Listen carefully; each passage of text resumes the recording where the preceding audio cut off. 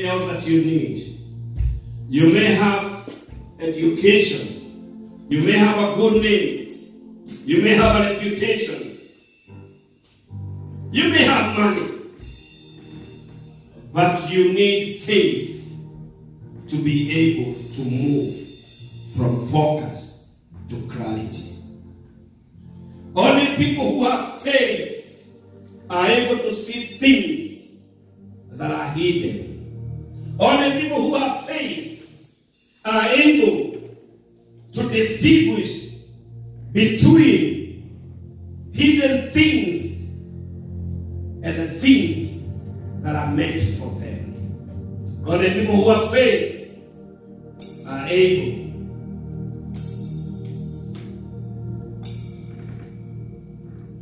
to recognize that fire is not meant to consume them, but fire is meant to make them better.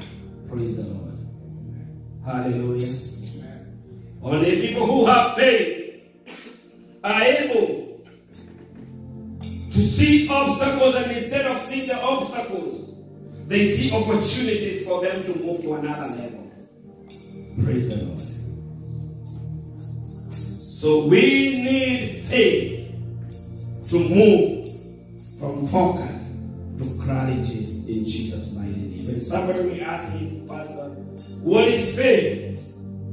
And the definition of faith, according to Hebrews chapter number 11 and verse number 1, it says that faith is now faith, now. It is now, meaning that faith is something that is required right now. Praise the Lord. You don't depend on the faith of yesterday. You don't depend on the faith of the future. But you need faith right now to be activated in your life. And it says like, now, faith is a substance of things hoped for, and evidence of things that are not seen. Faith is a substance of things hoped for. Substance. And a substance is something, according to, it's something that you can be able to see, something that you can be able to touch. But look at it this way. Even though faith, we don't see it.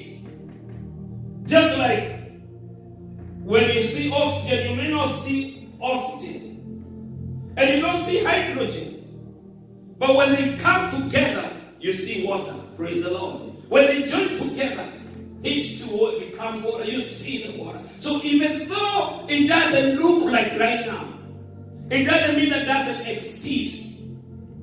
And that's what faith is all about. You may not see it in your own physical eyes, but that doesn't mean that it's not there. So faith is a substance of things hoped for, and evidence of things that are not seen. Yes, you've started the journey here, and you may not see the clarity. You don't see it. But with the faith, you'll be able to have that substance, and you'll be able to have the evidence. You know that beyond reasonable doubt, I'll be able to receive it. I'll be able to have clarity, even though it doesn't look like. Even though it looks like darkness right now. You know that with the faith, you can be able to receive it. Praise the Lord. And I want you to see this ministry here at JICC is based on faith. Praise the Lord. We've been here for over 7 years. And let me tell you, when we started the ministry, we didn't start the ministry because we had a big name. We didn't start the ministry because we had the money. We didn't start the ministry because of anything else, but we started this ministry because the word of God came from heaven and it will never return to him void without accomplishing its purpose. And all we had was faith. And faith is what has kept this ministry up to date. In Jesus' mighty name. It is faith that has kept us from not even the door being shut in this ministry. It is faith that has kept us every ministry going in this ministry. And I want to share a story. One time when we were moving from Mantika to this place that we are in, I remember this one particular Sunday that we moved, and we did not have a place to worship the following Sunday. But I remember when a chairman and I standing there by faith and saying that we're not going to say that church will be cancelled next Sunday. By faith, the ministry will continue. And we told people by Wednesday, we'll have an address where we're going to be worshiping. Praise the Lord. And God is so faithful, but by Wednesday, we had a place to worship. And I want you to see how God moves. We moved from Mantika. And the Lord, because this place was not complete, He was faithful to move us just door back over here so that we do not lose our focus. Praise the Lord. And by Wednesday, we told people we have a praise. And we waited in that place, waiting for this place to be complete. That's a journey of faith.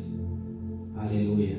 And the same journey of faith, as we move from focus to clarity, the Lord is also moving us as a ministry from where we are in our own personal life to the next stage where the Lord wants us to be as a church. Praise the Lord. Because I believe there is more that is to come in this ministry. There are more songs that are going to be sung in this ministry. Hallelujah. There are more albums that are going to be produced here. There are more preachers that are going to come from this ministry. Hallelujah. And as a matter of fact, there are so many children that are going to be born in this ministry. There are marriages that are going to be done in this ministry. There's deliverance that are going to be done in this ministry. Hallelujah. It's a journey of faith. And as we continue, the Lord is also enlarging us.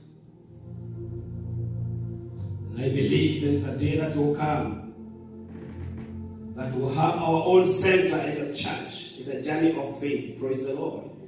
A day that you come, when you take your kids to gym, instead of going to pay for gym, you'll be having the gym in the church. Hallelujah. We have a cafeteria in the church. Praise the Lord. We have our own thing over there that you come and you do everything and you still worship God in the house of God. Praise the Lord. It's a journey of faith, but you have to see it. Praise the Lord. Am I activating somebody's faith today? Maybe you are here and you're looking at your journey. You're looking at where you want to be. But it doesn't look like right now. What you need is faith. Look at your neighbor and say, what you need is faith. Hallelujah. And this is somebody asked me, I say, Pastor, now you talk about faith. How much faith do I need? How much faith? Because there are people who have, I want you to forget about what you know about faith. Because there are people who say, oh, I don't have faith like yours. No. What you need, the Bible says that if you have as a little faith as mustard seed. Praise the Lord. And I believe that everybody in this house, you may not have a lot of faith, but you may have as a little faith as a mustard seed. Amen. How do I know that? The fact that you drove from where you came to over here, it means you have faith. Praise the Lord. You may not have any other kind of faith, but the fact that you drove and you came to the presence of God, I have a belief that that's faith. And as much as you have as little faith as that one, that is all the Lord requires to accomplish His purpose. Hallelujah. So the body of Christ, when we talk about faith, it's not an organization. The body of Christ is an organism. And an organism grows, amen, because it's connected to the head. And the head is Christ, who is the head of the church. And that's the difference between the church and an organization. Praise the Lord. That's the difference. Because it's connected to Christ Himself being the head. And as much as you're connected with Christ, the organism will continue to grow. Hallelujah. Praise the Lord. And thank God that you're part of this organism that is growing, because you're part of the body of Christ. So the body of Christ is also not an industry, because there's a difference between an industry and a ministry. When we talk about faith, a ministry is about money. But a a ministry is about souls. Amen. So the body of Christ is concerned about the souls. How many souls will come to the kingdom? How many souls will be redeemed? How many souls will be delivered? How many souls will be set free? But the industry is concerned about money. But thank God that you are part of the ministry in an organism that is concerned about the souls coming to Christ. Hallelujah. Somebody give God glory. Hallelujah. Praise the Lord. And so when you have the soul, when you think about the journey itself of winning souls, the Lord was reminding me of each and every one of you have a personal journey of where you've come from. In my journey, I was remembering that I grew up in a place where we had a big church. But look at it this way. Those big cathedrals, those big Presbyterian churches. But I was thinking the other day that the people who built that church were not necessarily very rich people. They were farmers. But they had the faith to build a big church in a village. And maybe the story of yours is similar. You grew up in a place where they were able to build those big churches. And those people, they didn't have much money. But what they had was faith, and they were faithful in what they were doing in the ministry. Praise the Lord. And when I was reflecting on that journey, it was a challenge for me. Am I faithful to what I do as a minister of the gospel? Are you faithful to what part you pray in the kingdom of God? Those mamas, some of them didn't have any income, but every Sunday they were able to give their 10% faith-free. Praise the Lord. And let me show you something. When those women were putting faithfully their 10%, they were doing that because they knew that they were connected to the Father, and they knew that they had faith. And let me tell you, through their tithe and their offering, they were able to educate you. Praise the Lord. Through their tithe and their offering. That's why you are probably in America today. Not because you knew somebody at the embassy, but because of the faithfulness of those mamas that did not have anything, but they were able to tithe faithfully.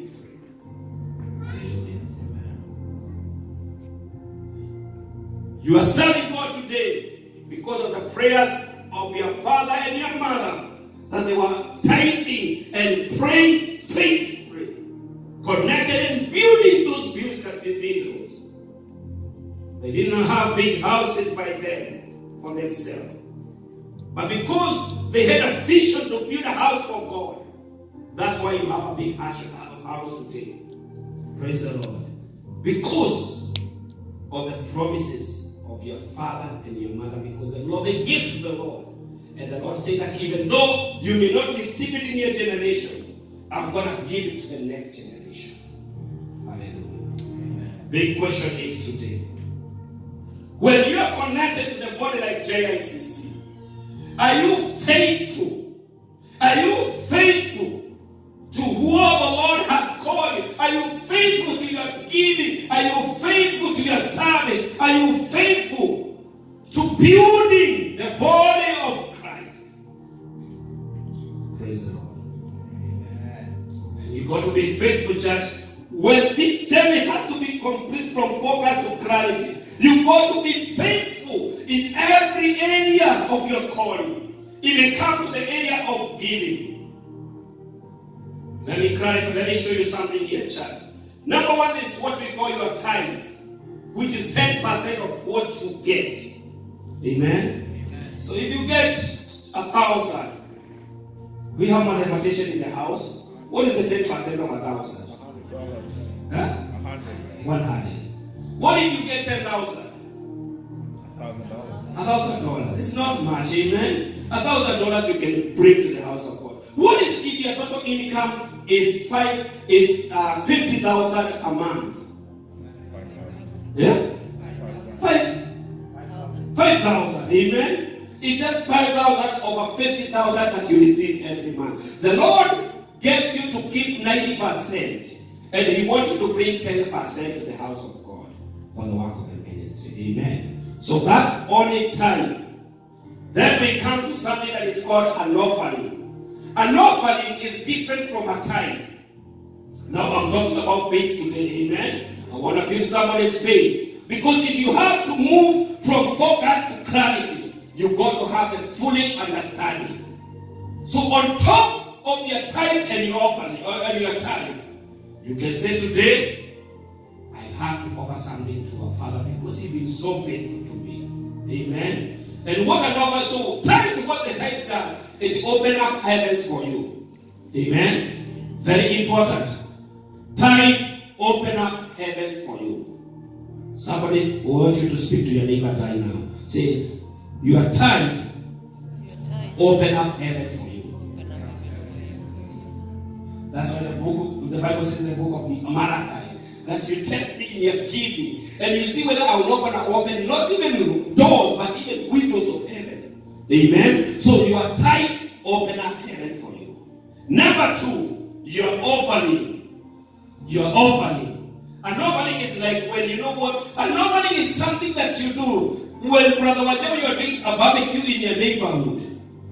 Even though I'm not a meat lover, I'll come and see this a brother there that is doing an offering. A barbecue. Why? Because that smell, that what do you call that? That taste that is coming from, that smell that is coming from there. Aroma, that's the one I'm looking for. Aroma that is coming from there, that's the one I'm looking for. The aroma that is coming from that barbecue is attracting people in the neighborhood. That's what offering is all about. When you come to the house of God and you give an offering, it's an aroma that goes to heaven, and heaven says there's somebody that is giving an offering over there, and it attracts heaven. So what offering does, it brings the realms of prosperity in your life. They open up the lanes of prosperity in your life. So the windows are open through tithe, but the offering, it brings that realms of prosperity in your life. Amen? Oh, praise the Lord. Amen. Hallelujah. Amen. If you want to be prosperous, you have to give an offering. Amen? Amen. Then it comes to what most people have heard, and there's a lot of misinterpretation in this one. It's what we call a seed. Amen. I'm not talking about the seed that you all know about.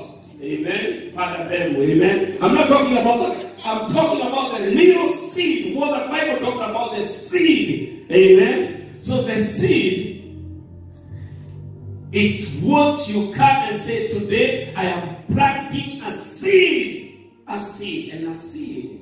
When you have a seed in mind, the Lord have a harvest in His mind. Praise the Lord. So when you're planting a seed, you plant a seed and you name it specifically. Hallelujah.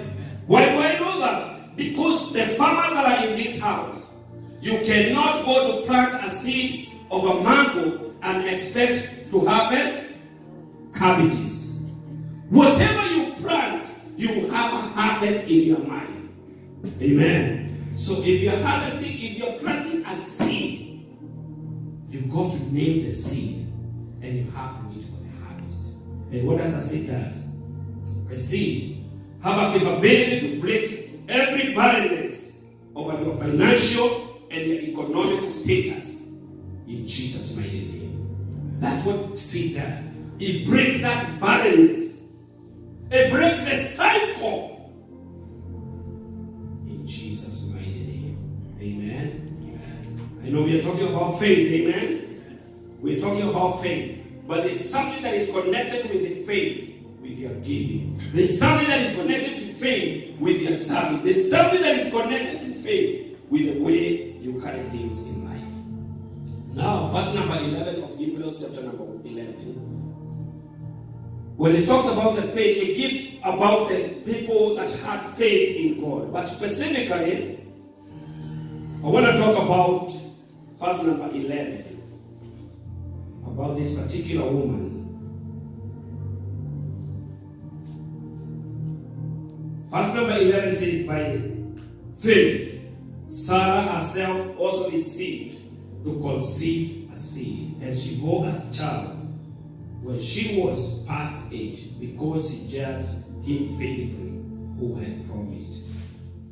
Amen. By faith, Sarah herself also received the strength to conceive a seed.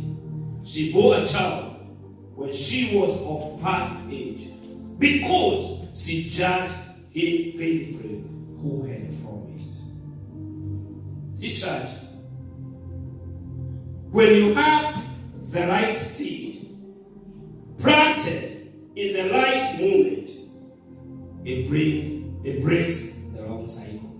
I want to repeat that one so that you can write it down. When you have the right seed planted in the right moment, it breaks the wrong cycle. When you have the right seed planted in the right moment, it breaks the wrong cycle of things.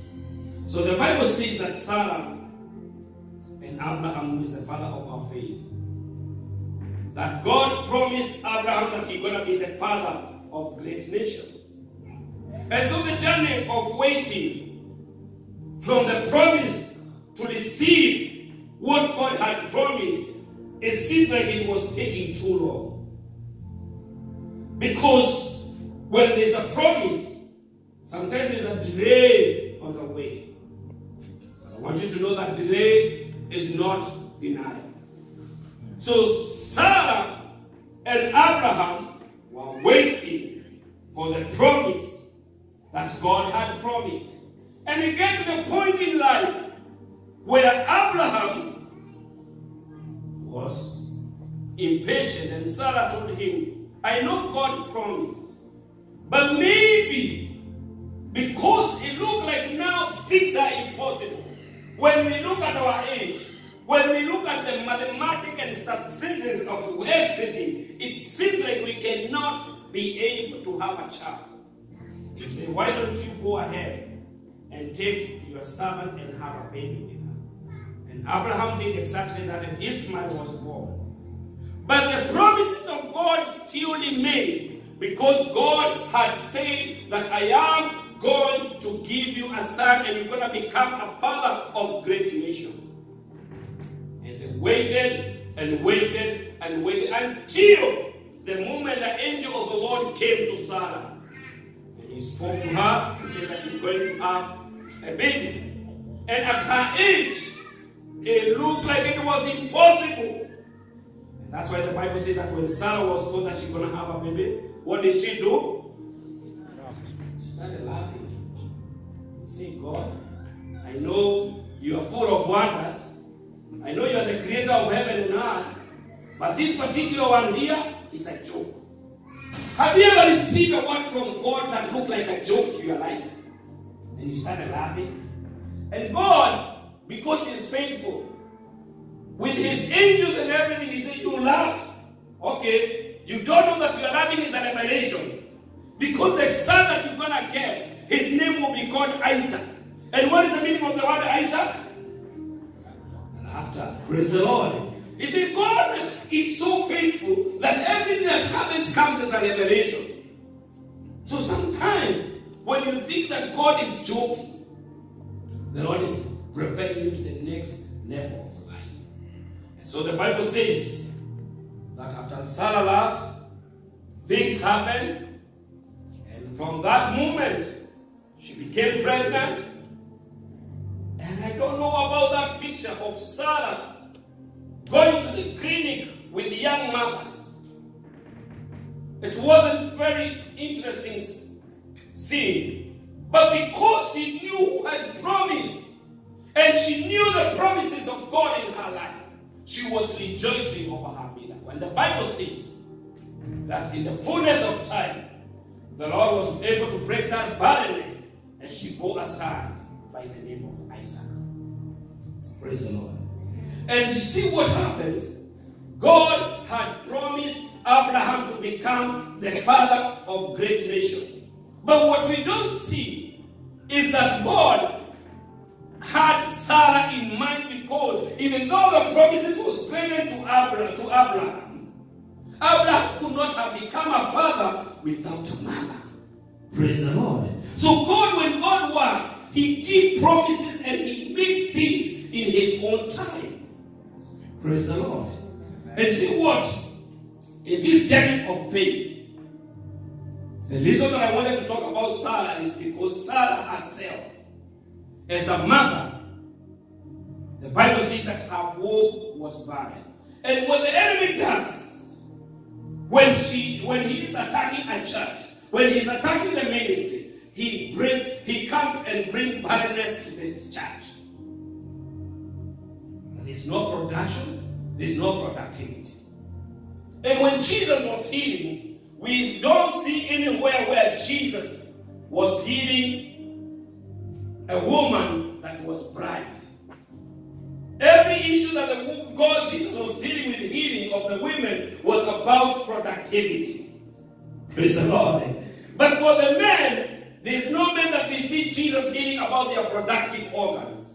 But Jesus was healing them about their blindness.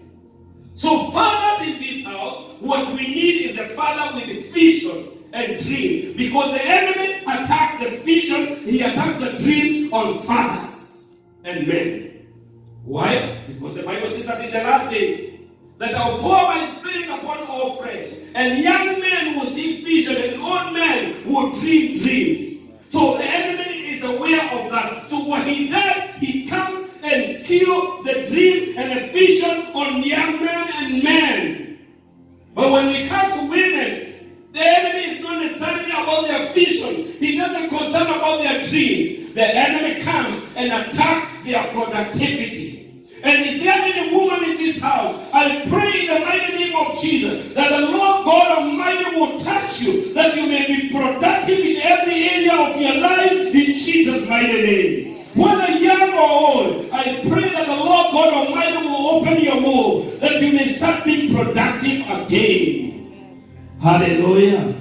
And every woman in this house said, amen. Every girl in this house said, amen. And every father in this house said, amen, to the vision and dreams. Amen. So the enemy want to block your vision, Father.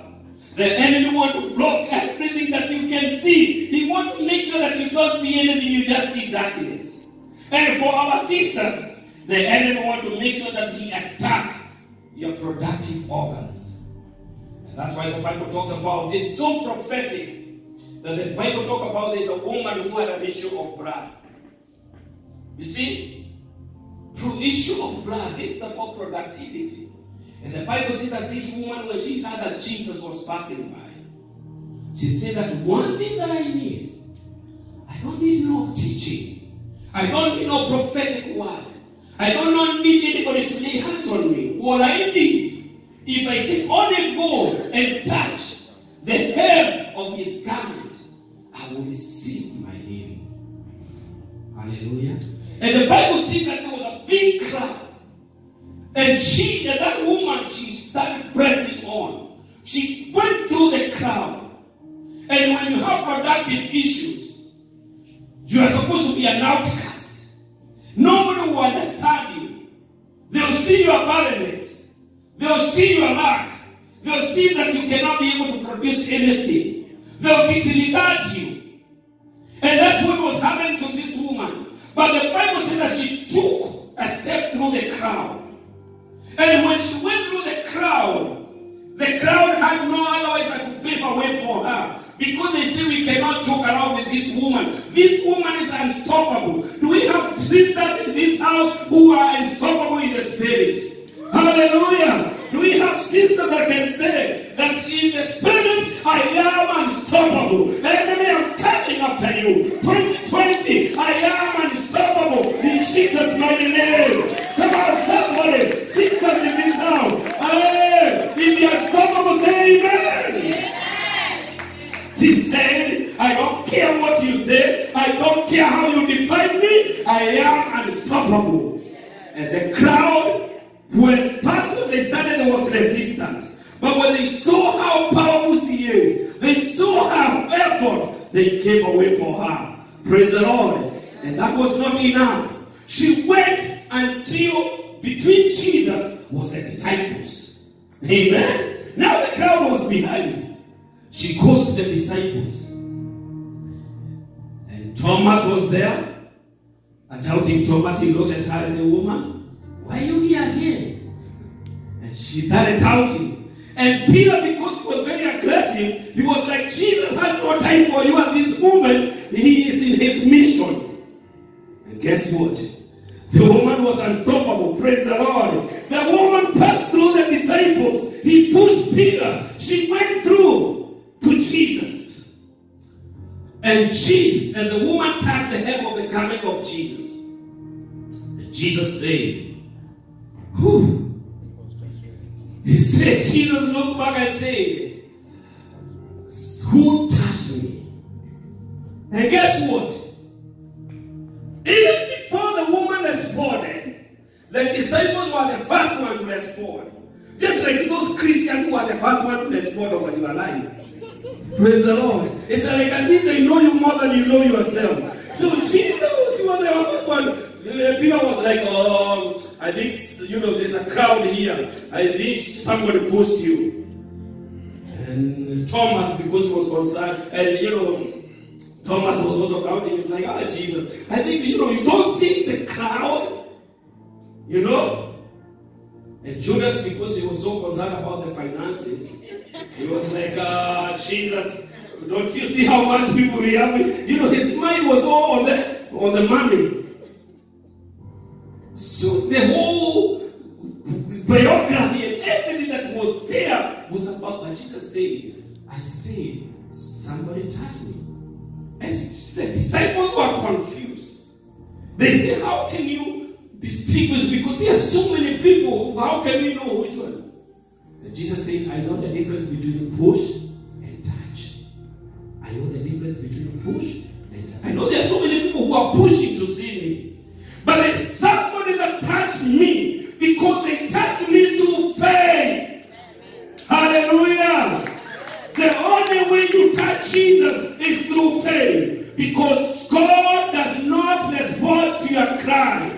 God does not respond to your complaint. God does not complain to your emotion. God does not respond to all those things that we do as human beings. But God responds to your faith. She said, "Because somebody touched me." And they say, "Oh, how did you know somebody touched me?"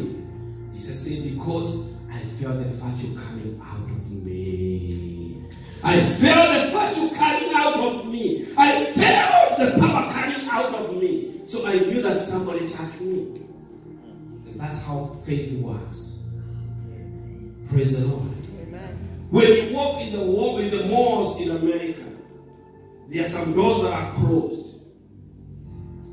But they are set in such a proximity that when you go close to them, they open up for you. And when I came to America, I thought this is the greatest magic that I've ever seen. Doors opening automatically without anybody doing anything. What I didn't know that they are set in such a way that they sense me coming. Right. And when they get there, they open for me. And I thought they were just opening for me. Then I look back and I see somebody else. They close because when I move, they close. Then somebody else came in, they opened for them. I stayed there for about 10 minutes. I said, "Oh, I thought it was only me." But I knew for a fact that there must be something that is set on those doors. Praise the Lord. That they open. Am I not the only one, or you guys were in the same thing with me? So the doors were open. They opened for me. They opened for you. Amen. But what you don't realize, the sensor that is set over there, it senses you when you come closer. And that is the same thing that happens in the realm of faith. That God senses your faith. When you come close to God and you break everything and you come closer to God, the Lord senses you. And the faith opens doors for you. Hallelujah. If there's somebody this year, 2020, that is telling God that, "God, I want you to open doors for me in my life." Yeah. The only way that God will be able to open those doors clear for you is for you coming closer to Jesus so that he can sense you. And when he senses you, the doors will open for you. Hallelujah. And there's somebody who is looking for a spouse in this house. You don't need to go to the club to look for spouses over there. Because when you go there to the clubs and look for them, young people, you're going to get, praise the Lord. Can I say it? Yes. You're going to get a goat, not a sheep. And what goats do, they always kick you when they think it's right. But when you come to the house of God, there are sheep in the house of God. Am I speaking to somebody there? And goats will kick you every time they think, and that's going to be your lifestyle. But you come to the house of God, through faith, the Lord will bring a sheep in your life. The sheep in his own pen, and you're going to be able to worship together and grow together. And every sister in this house say, amen. And every brother who is trusting God for a spouse say, amen. Woo, amen. Praise the Lord. So that's how you see it, is through faith. You connect them through faith. Now the Bible says that Sarah, the promises was done. And God made sure that she opened her womb so that he can be able to accomplish the purpose. I don't want you to lose track. Because when the womb was open of Sarah, she became the mother of great nation.